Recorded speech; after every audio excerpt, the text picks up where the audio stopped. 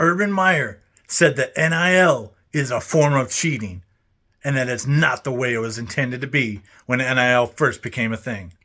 He went on the Lou Holtz podcast. Lou Holtz has a podcast at 90? Wow. That's wild. Who listens to that? Notre Dame Faithful, maybe? But I know Urban and Lou were close. They coached together at certain various points in their careers, as Urban Meyer was on the 1995 staff. So I know he was familiar with Lou and probably did him a favor going on the staff on his podcast. Now, of course, Ryan Day had his comments about Lou Holtz, and we're not even going to go into that today. Outrageous as it was, in my opinion, initially after thinking about it. Initially, I liked it, but not so much afterwards. Ignoring the fact that a 90-year-old man has a podcast, that's pretty awesome for him, to be honest. Keeping up with the times and staying relevant, it's pretty wild to think about. But Urban Meyer said that to pay high school recruits to come visit your campus, that's not the original intent of NIL. Now, my thoughts on Urban Meyer are vastly different from the majority of Buckeye Nation. His post-game comments of the national championship game in 2006 and just his overall kind of aura and lack of integrity, in my opinion, had really caused me to see through him, who he is as a person and what he represents truthfully.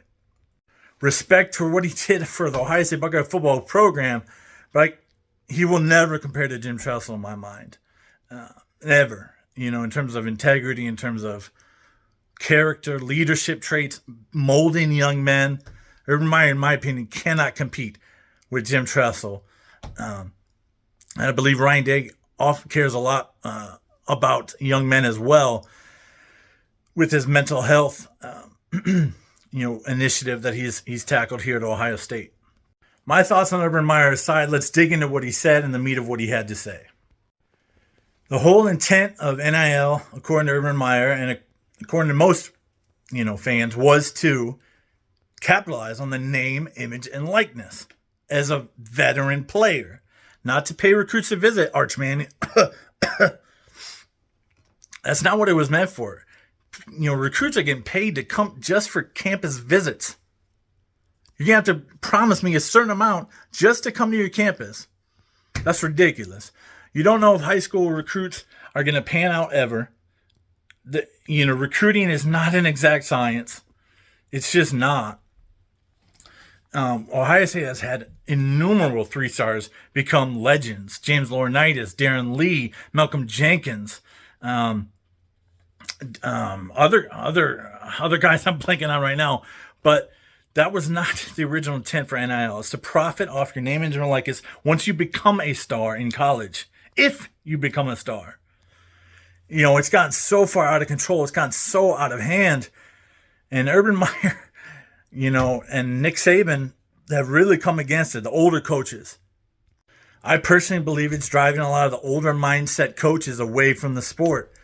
You're seeing these younger coaches, Kirby Smart, Ryan Day, Dan Lanning, potentially Sherrone Moore, we'll see, step up to the plate and have a new mindset towards NIL. Now, I always thought the players should have a piece of pie because the coaches are just making exorbitant salaries. The athletic departments are making exorbitant salaries. It's going into, locker room improvements, waterfalls, game rooms, et cetera, et cetera, et cetera. But up until the last 3 years, it wasn't going into players' pockets. It just wasn't. My position's evolved on NIL over the years, because of those exorbitant salaries that these coaches and athletic directors and corporations are making off of college football. I initially said, college degree and education, room and board and food and all this stuff is enough. But as I thought about it more and dwelled on it more, that just wasn't the case. But it's become the wild, wild west. As I said in a previous video, there is no control. I imagine there will eventually be revenue sharing, much like the NFL. It will not, be a semi-pro league. We expect the Big Ten and SEC to, secede and form 2 super conferences. College football is getting out of control and wild. So Urban is vehemently against paying high school recruits, which is Ohio State and Ryan Day's approach. I'm conflicted because I know that the future of the next few years, I should say, it's going to be dependent on paying these incoming players. And I feel terrible about that. That's not the way I think NIL was intended. So I do agree with Urban, although, I really disagree with a lot of what he stands for and what he is, who he is as a human being. But, Ohio State's approach and Ryan Day's approach is so different from what Urban Meyer is talking about here on this podcast. And, Michigan's taking a different approach. They're not paying incoming freshmen. And that could potentially, be better in the long run. I see a lot of animosity and jealousy and, players that need the bag to support single mother families that they came from. But man, oh man, it's a hard thing to come to terms with paying there probably will be a day when high schoolers at these IMGs, at these Texas schools, some of these Ohio schools, these California schools like Modern Day, there'll come a day when these people get paid too in high school.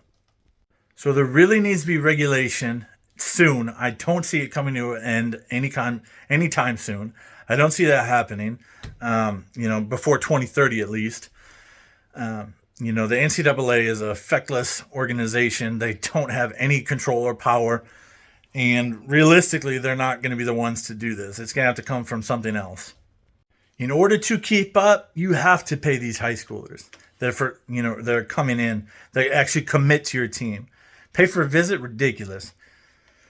But like I said, I'm conflicted. It's just ridiculous that this is what it's gotten to at this point. Paying these high schoolers, absolutely insane.